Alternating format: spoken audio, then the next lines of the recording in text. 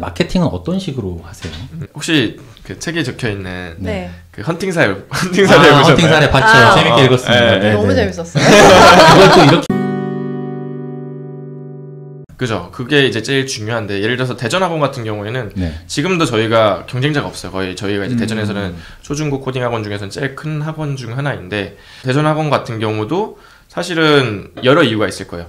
굳이 이 작은 마켓에 내가 출혈 경쟁하러 들어오는 것 자체가 사실 다른 사람 입장에서 우리가 그만큼 잘하고 있는 상황인데, 이미 독점하다시피 했는데 여기서 얻을 수 있는 아웃풋의 크기가 엄청 크지 않음에도 여기서 와가지고 출혈 경쟁하는 것 자체가 사실 창업가 입장에서는 되게 크게 메리트가 없다라고 생각하는 경우들도 있고요.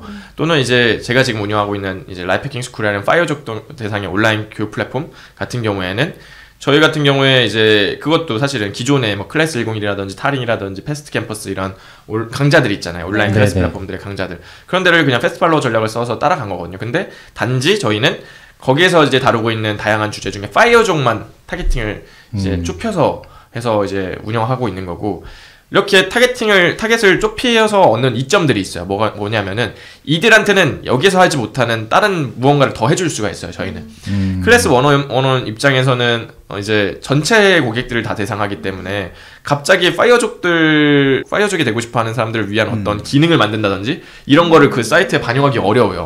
왜냐면 모두를 위한 서비스가 되어야 되니까. 근데 우리는 이 사람들을 위한 어떤 기능과 서비스들, 프로그램, 교육과정 이런 것들을 포커스해가지고 만들 수가 있잖아요. 그렇죠. 그러면은 클래스 101이 아무리 큰데더라도 내가 파이어족이고 나는 창업으로 또는 재테크로 돈을 벌고 싶으면 여기보단 저희 라이프해킹 스쿨이 훨씬 나라고 볼 수 있는 거죠. 왜냐면 저희는 거기만 집중하고 있으니까. 그러니까 그런 전략들을 써서 경쟁력을 만들고 진입장벽을 만드는 작업들을 하는 거고, 그런 것들을 계속 쌓아가고 이제 해서 아무리 저희도 물론 이제 패스트팔로워들이 언제든 따라올 수 있다라고 생각해요. 실제로 제가 교육한 분들도 많이 저를 따라오세요. 제가 했던 거 그대로 따라서 하시는 분들 진짜 많거든요.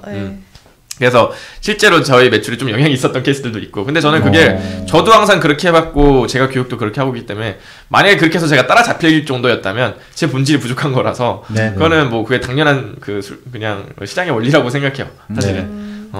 그렇게 이제 나의 서비스의 자체적인 업그레이드, 개선을 계속 해나가는 게 어떻게 보면 본질적인 거고. 맞아요. 그렇죠? 그 다음에 이제 마케팅을 또 되게 잘 해야 된다. 맞아요. 그 말씀도 하셨는데, 마케팅은 어떤 식으로 하세요? 혹시 그 책에 적혀있는 그 헌팅사례 보셨나요? 헌팅사례 봤죠. 재밌게 읽었습니다. 너무 재밌었어요. 그걸 또 이렇게 엮는구나. 그러니까 저도 광고 쪽에서 일을 했어가지고 여성의 마음을 얻는 거, 그게 사실 광고의 기본 원리와 좀 같더라고요. 그래서 좀 재밌는 얘기긴 하지만 과학적이다. 맞아요. 그 얘기를 좀 해주시면 좀 이해가 잘 되겠네요. 그냥 진짜 막 친구랑 이제 또 어렸을 때 20대 초반에는 막 헌팅 술집 가가지고 놀고 하잖아요. 그래서 똑같이 이제 헌팅 술집에 갔어요. 2명이서, 친구 1명이랑 저랑 같이 해서. 그래서 갔는데 사람이 되게 많았었고, 그래서 1층, 2층이 있었는데 2층만 테이블이 있었어요. 1층은 꽉 차가지고. 그래서 2층을 딱 가서 이제 2명이 앉았죠. 근데 가서 이제 1층을 보니까 진짜 이제 아시다시피 그런 분위기들 어마무시하게 그런 이제 남자들이 여성분들에게 계속 대시를 하는, 여성 테이블에 대시를 하는 그런 상황들이 계속 이어지더라고요. 근데 이제 그냥 되게 재밌더라고 보는 것도. 딱 전지적 작가 시점에서 1층에 내려다 보이는 2층이었다고. 맞아요. 내려다 보이는 2층이었거든요. 근데 이제 그래서 난간으로 딱 보면서 이제 있었는데, 딱 한 테이블이 되게 눈에 띄었단 말이에요. 딱 여성분이 이제 3명이 있는 테이블이었는데, 그 테이블 분들이 그곳에서 제일 이쁜 분들이 모인 테이블이 아우라가 보일 정도로. 그래서 저도 거기를 좀 주시를 하고 있었는데, 보면서 진짜 남자들이 당연히 엄청나게 많이 대시를 하잖아요. 막 1분마다 진짜 뭐 거의 계속 대시해요. 근데 다 거절해요. 다 거절하고 그냥 진짜 1분마다 대시해도 다 거절하는 거. 근데 그러니까 이제 제 친구가 딱 그거 보면서, 와, 쟤네들은 이제 진짜로 자기네들끼리 놀러 왔나 보다, 이 술집. 그냥 약간 이제 이렇게 얘기를 하는 거예요. 그래서 저는 이제 그렇다고 생각하지 않았거든요. 여기에 온 이유는 어느 정도의 그런 목적들이 있다. 기저에 깔려 있다라고 생각을 했던 거예요. 그래서 제가 이제, 아니지, 저분들도 이제 그런 욕구가 있어서 왔다. 남성분들하고 좀 이렇게 교류하려고 왔다라고 얘기를 하니까, 야, 그러면은 왜 저기서 계속 거절을 하겠냐. 지금 저기 보니까 막 연예인같이 생긴 애들도 가가지고 대시하고 했는데도 다 거절했다. 그러면은 받았어야 되는 거 아니야, 이렇게 얘기해서. 그러면은 야, 내가 만약에 저 테이블하고 합석을 하면은 내가 이제 저 테이블에 합석을 하면은 너가 여기 술값 다 내라. 이렇게 이제 제가 내기를 했던 거죠. 네. 이제 내기를 해서 했더니 얘 입장에서는 이제 야 저기서 지금 계속 이제 했는데 안 됐잖아요. 어쨌든 그러니까 나쁠 게 없는 게임인 거예요. 그러니까 만약에 또 되면 자기는 또 땡큐고 박보검도 까였는데 네가 남이 이런 느낌으로 친구가. 그래서 이제 그때부터 이제 제가 또 그런 부분에서 이제 마케팅 전략적인 부분을 이제 고민을 하기 시작해서 1차적으로는 이제 일단은 우리의 존재를 좀 인지시켜 줘야겠다 생각을 해서 이제 그 종업원 분들한테 그 옆에 테이블이 혹시라도 나면은 저한테 제일 먼저 얘기해달라. 저 1층으로 내려가고 싶다 해서 이제 얘기를 했죠. 그래서 딱 한 10분 뒤에 이제 실제로 남자 테이블이 하나 나가가지고 바로 내려갔습니다. 운이 항상 좋으세요. 근데 그것도 제가 계속 주시를 했기 때문에 계속 실행을 하고 종업원한테 얘기를 했기 때문에 가능했던 거죠. 네. 그래서 이제 내려가서 앉았고 이제 앉아서 이제 있는데 그때도 계속 이제 대시를 하더라고요. 그래서 이제 당연히 이제 근데 여자분들도 계속 대시하고 거절하는 게 귀찮잖아요.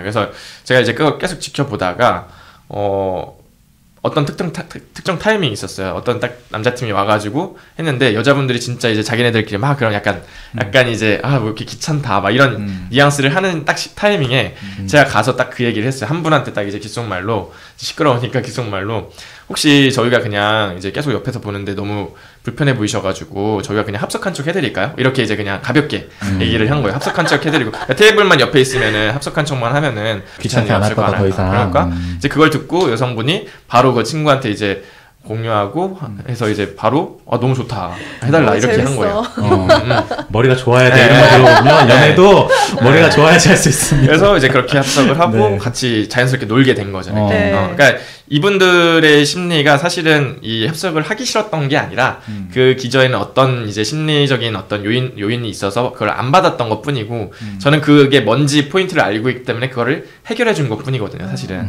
그런 부분에서 이제 이게 사실 마케팅에서 우리가 이제 창업을 해서 고객한테 상품을 파는 것과 그냥 100% 똑같아요. 100% 똑같고 그리고 이런 과정에 사실 뭐 이성분에게 대시하는 것뿐만 아니라 뭐 상품을 파는 것뿐만 아니라 모든 영역이 다 친구와의 관계, 부모님과의 관계 모든 영역에서 내 주장과 내 제안을 받아들이게 하는 데 있어서 다 활용이 가능하단 말이에요. 사실은. 근데 그 원리가 다 똑같다는 거죠. 또 그게. 그 여성분들의 니즈는 뭐였어요? 제가 이제 사실 마케팅적으로 제일 중요하게 얘기하는 포인트가 결국에는 이제 돌다리 이론, 돌다리라는 마케팅 전략과 그리고 두 번째가 미끼 상품 전략인데요.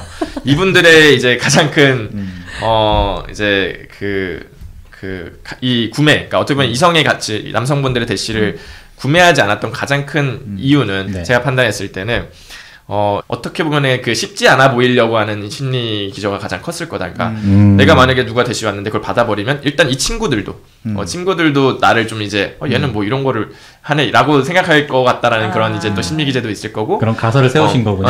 또 그냥 본인 스스로도 나는 이렇게 되게 이제 쉬운 여자가 아니야라는 그런 이제 방어 기제들이 분명히 있었을 거라는 거. 근데 그럼 이분들이 필요했던 거는 딱 그거를 풀어줄 수 있는 거. 나는 막 누가 대시한다고 이렇게 그냥 막 또 번호주고 막 이렇게 같이 놀자고 이런 좀 가벼운 여자가 아니야라는 부분에 있어서 그걸 어떻게 해결해 줄까에 대한 부분들이 이제 가장 핵심이었던 거죠.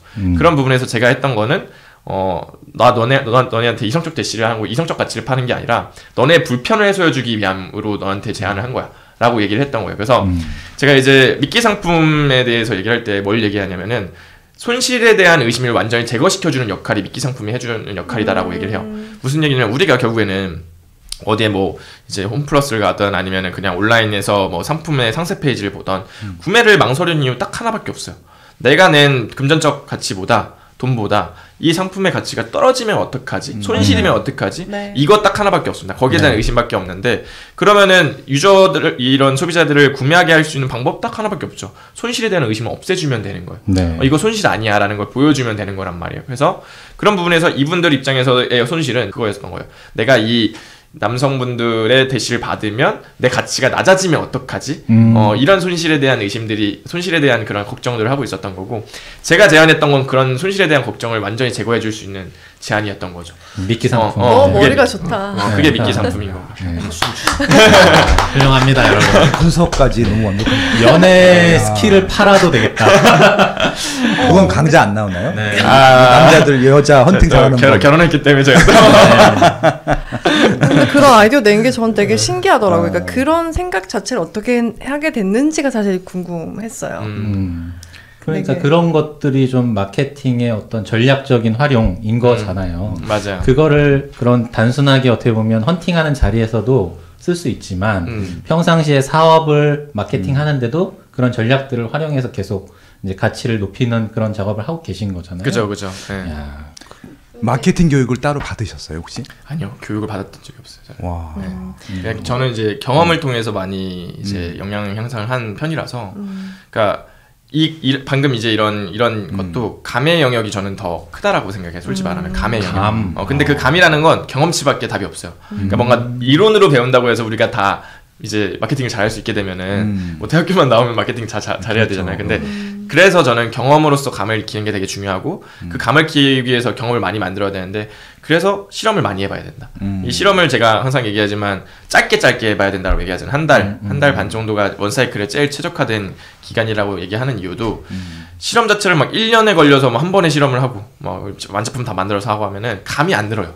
1년에 딱 한 번에 감만 늘어나는 건데 한 달에서 한 달 반 정도 실험을 계속 반복하면은 감의 영역이 엄청나게 빠르게 상승하거든요. 소비자가 나랑 얼마나 생각이 다른지를 계속 느낄 수가 있어요, 이게.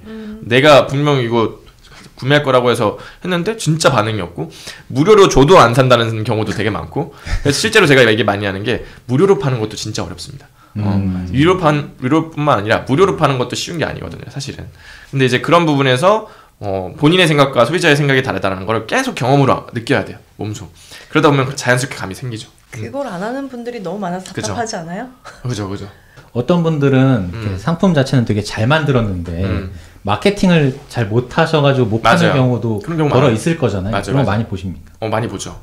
그러면 이렇게 제안을 해주시기도 해요. 그죠. 그럼 어떻게 마케팅 해야 되는지에 대해서 알려드리고 그런 게 사실 가장 저는 많이 우리가 흔히 보는 게 저는 책에도 나와 있지만 맛집들 이제 음식점 운영하는 분들 중에 사업가 자질보다는 장인의 자질이 있는 분들이 되게 많으세요. 무슨 얘기냐면은 사업가와 장인의 목적은 완전 다르거든요. 장인은 본인이 하는 영역에서 최고의 그 수준의 일을 해내는 거, 그러니까 완성도를 높이는 일을 하는 사람이 장인이고요. 사업가는 사람들이 정말 필요한 가치를 뭔지 보고 제공하고 팔아보고 돈을 버는 일, 이걸 하는 게 이제 사업가란 말이에요. 근데 장인이 운영하는 음식점들은 방금 말씀하셨던 것처럼 음식만 열심히 잘 만들면 알아서 고객은 올 거야 라고 생각을 해요, 대부분.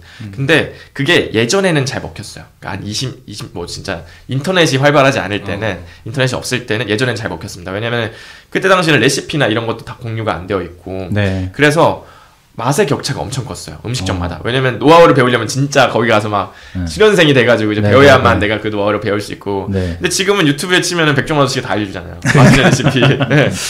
그게 무슨 얘기냐면은 음식의 그 제품의 격차가 완전 없어졌다, 거의. 그러니까 기본 맛은 다 한다.